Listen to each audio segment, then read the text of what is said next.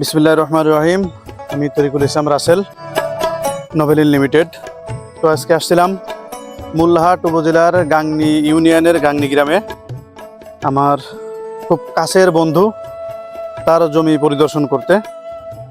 আমার বন্ধু এবং সে একজন খুব নামকরা কৃষকও বটে। সে ডিসি অফিসে চাকরি করে। তো আসছিলাম আমাদের ভিয়েনার ধান 2 এটা দেখতে।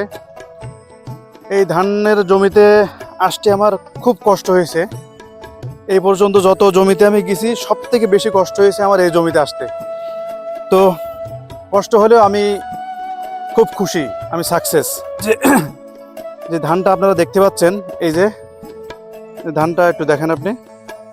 এই যে এখন পর্যন্ত ধানের যে গাঁথনি, ধানের যে গঠন, এই মাঠের সেরা। মূল যে চাষাবাদ করছে আমার বন্ধুর বাবা, আমাদের সে আঙ্কেল, সেও আছে ওই পাশে, তার সাথে আমার কথা হয়েছে। সেও বলছে যে আসলে ধানগুলো অনেক সুন্দর, অনেক সুন্দর, অন্যান্য ধানের থেকে এর গাঁথনিটা অনেক সুন্দর। সেটা কিন্তু আপনারা নিজের চোখে দেখতে পাচ্ছেন।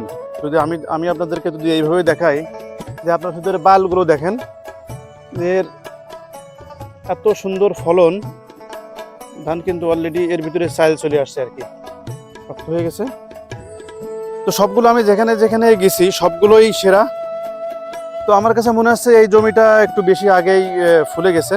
যে আমরা বলছিলাম যে হয়তো 5 দিন 7 দিন লেট হইতে পারে, কিন্তু না, সর্বোচ্চ আগামীর ভিতরে একটা আমাদের ভিয়েনার 2। তো যদি সারা মাঠ একটু ঘুরে দেখেন, এই যে আশপাশের যে ধানগুলো আপনারা দেখতে পাচ্ছেন, আপনারা দেখলেই বুঝতে পারবেন। আর এর পরের একটি শর্ট আমি অন্য জমি নিব, সেই ভিডিও শেষে আপনারা সেটাও দেখতে পারবেন। তো দর্শক, আপনারা দেখতে পাচ্ছেন আমাদের ভিয়েনার ধানের যে ফলন, এর যে গাঁথনি অনেক সুন্দর, অনেক ভালো, এখন পর্যন্ত সেরা। আগামীতে আপনারাও চাষ করবেন। আমরা চাই কৃষকের হাতে ভালো একটি ফসল তুলে দিতে। ফসল যদি ভালো হয়, কৃষক যদি লাভবান হয়, কোম্পানিও লাভবান অবশ্যই হবে।